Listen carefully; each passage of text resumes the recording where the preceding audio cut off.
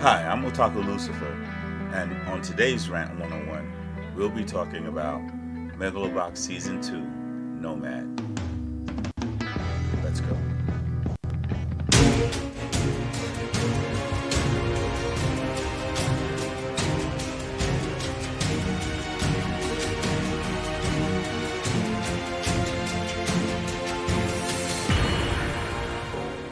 Before I start, I want to thank the Spectacular Academy. I want to give a shout out to them, Spectacular Academy, and to my mentor, Spectacular, and to specifically my other mentor who I've learned a lot from, him 500. Thank you so much. And I'm here partly because of you, seriously. So thank you. So for the past week, I've been thinking about an anime that I saw called Megalo Box 2 Nomad. For fans of the original Megalo Box, this is the second season of Megalo Box, and I think it might be the final season because I really don't think there would be any reason for it to continue. But I think this was a far superior season to the first season. If you've seen Megalo Box 1, you know that Megalo Box was an amazing journey. It was a story of a journey for the main protagonist by the name of Joe, Gearless Joe. He was known after the series or during the series. And Megalo Box is a world of professional mechanical boxing. It's a world where the predominant sport in the series is Megalo boxing, which is a mesh of traditional Western boxing mixed with instruments, exoskeletons called gears, where the fighters would wear these gears, and some of the gears were outside exoskeletons and others were integrated into the person's body as a gear.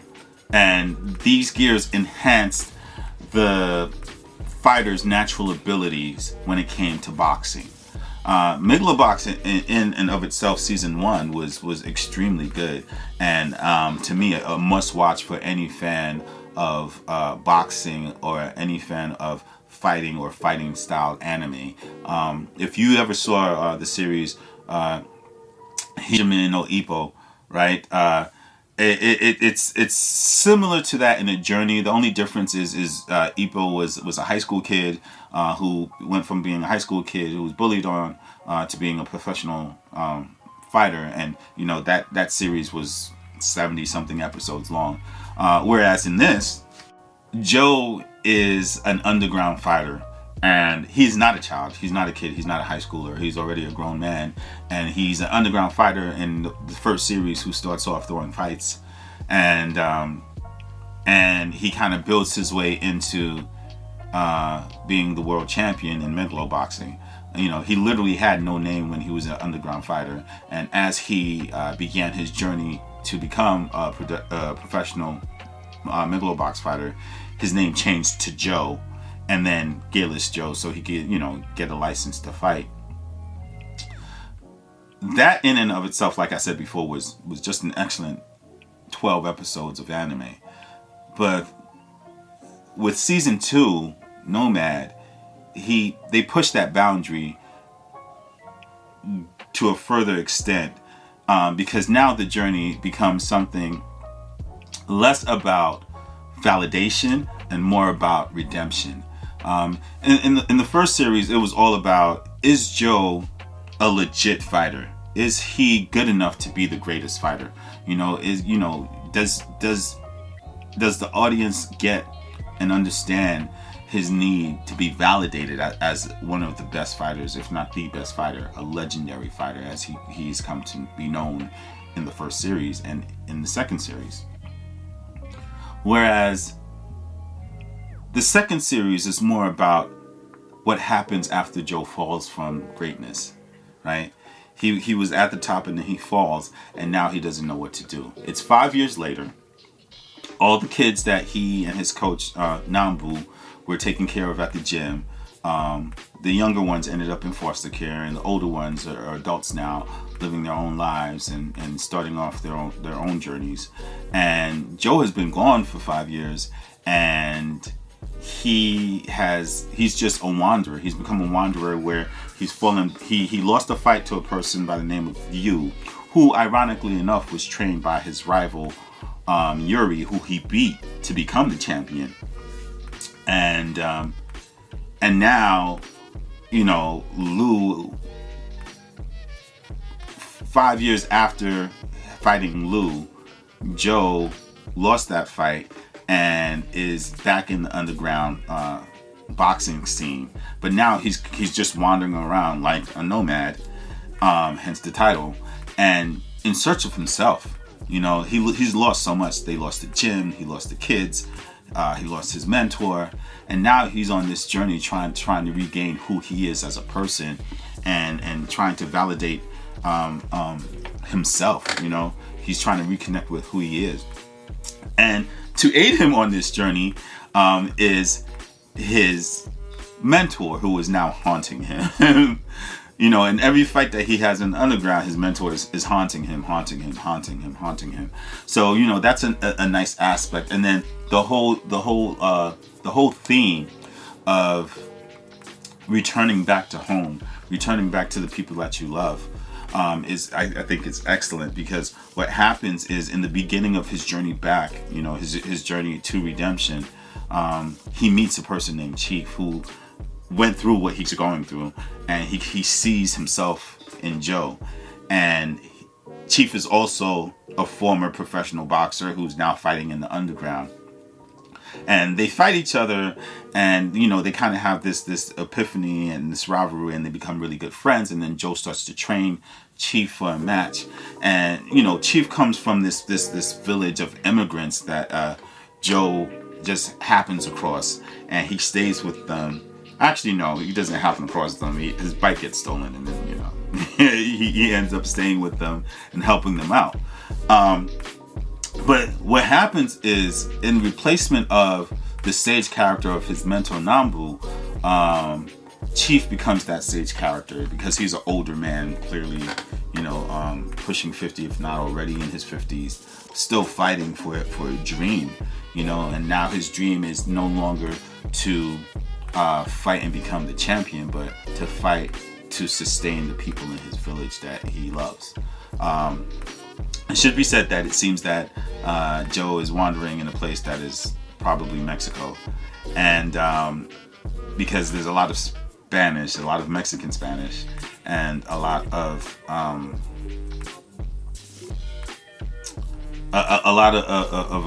culturalism, of Mexican culturalism embedded within the framework of this anime.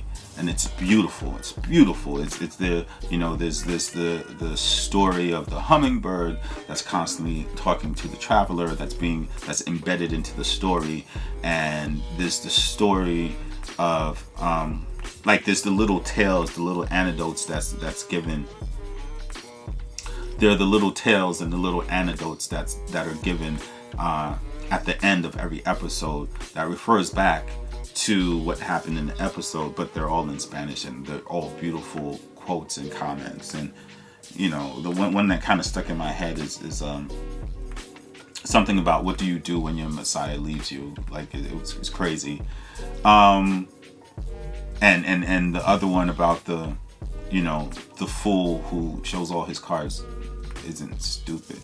Like, really dope, impressionable sayings. It all resonates with a certain sadness and a certain need to be forgiven.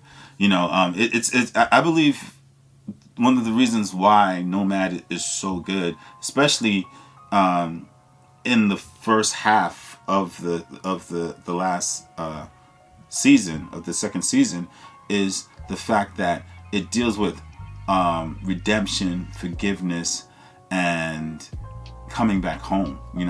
What do you do to protect the ones that you love? It starts with Chief, and it ends with Joe, and all the characters have their own personal reasons as to why they feel it necessary that they box and they stay in the arena and they stay in the ring.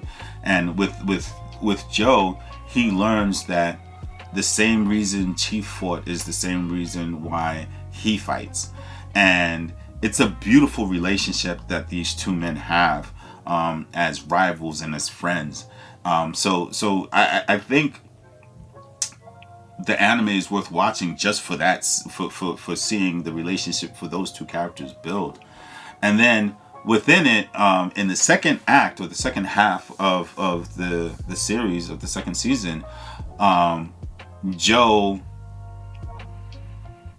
has to come to terms with Lou, right? Because Lou loses to another guy who is also looked upon as a living legend. His name is Mac, who is a former police officer turned boxer, turned pro boxer. And, you know, regardless of the fact that there is a component of you know, pharmaceutical and corporate greed, you know, embedded into that story with Mac, the persona of Mac is very similar to that of Chief, in the sense that what he does is for his family. What he does is for the people that he loves. And it builds to a certain point, because what happens is Lou, who is the person Joe lost against, who lost his bout with 5 years prior, loses to Mac, and Mac becomes the new heavyweight champion. And both Yuri and Lou go to Joe and ask him to fight on their behalf, in a sense, you know, because Joe gets challenged and by Mac, and Joe doesn't want to really fight, but then he ends up fighting. And you know, it's a great story in that sense as well. Not to mention the fact of the kids, right? All these kids have grown. One of them opens up his own ramen shop, which, you know, love ramen. And another one, he becomes a sports writer.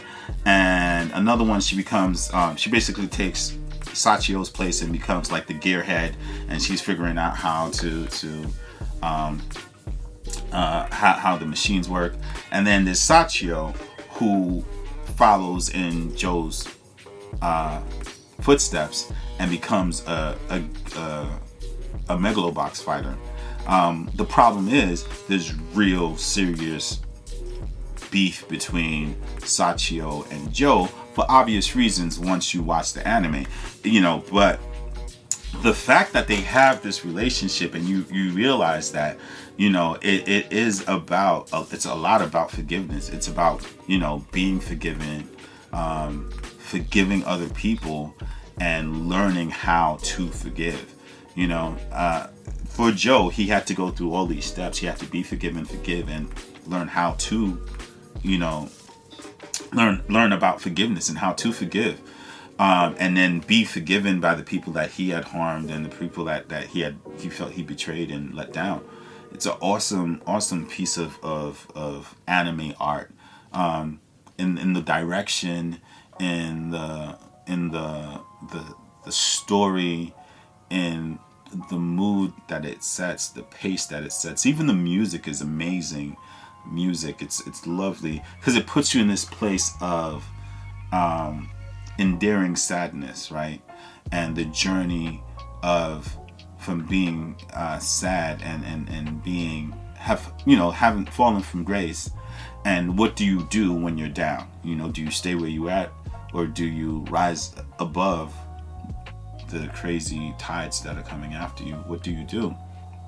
And in a sense, it's very inspiring to watch the humanity of Joe. You know, the difference between season 2 and season 1 is the fact that in season 1, it was about this meteoric rise to the top to become the best of the best, right? And it was that story, right? But in a lot of ways, what was lacking about season 1 was the fact that Joe was never really made into a real character, in the sense of getting to know who he was and what his real motivations were, right? It was, you know, he was this underground fighter. He came across this guy who believed in him. You know, it's the Rocky story. And then he becomes, you know, like this legend. But there was nothing to really say who Joe was and why, what his motivations were, and why he chose this life, right?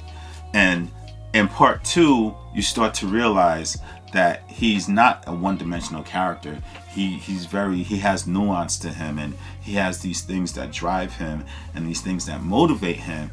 And a lot of it was not what he's telling people. You know, a lot of it is self-serving. But when you are a person who fights, you know, if you've ever stepped into a ring, you ever sparred with somebody, you've ever been any type of martial artist or a practitioner of fighting, you know that a lot of people have different reasons why they're driven to do these things.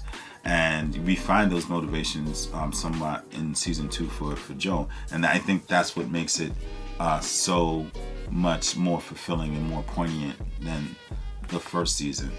So, you know, I think just in general that, you know, whether you're a lover of fighting anime or not, I think the story of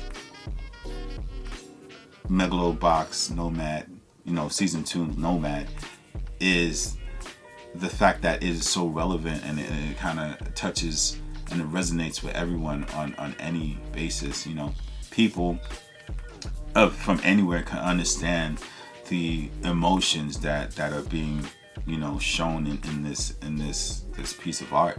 You know, they can understand sadness, they can understand loss, they can understand regret, they can understand wanting to be better than you were before, you know, and trying to redeem yourself in the eyes of people that you love, that you may have failed.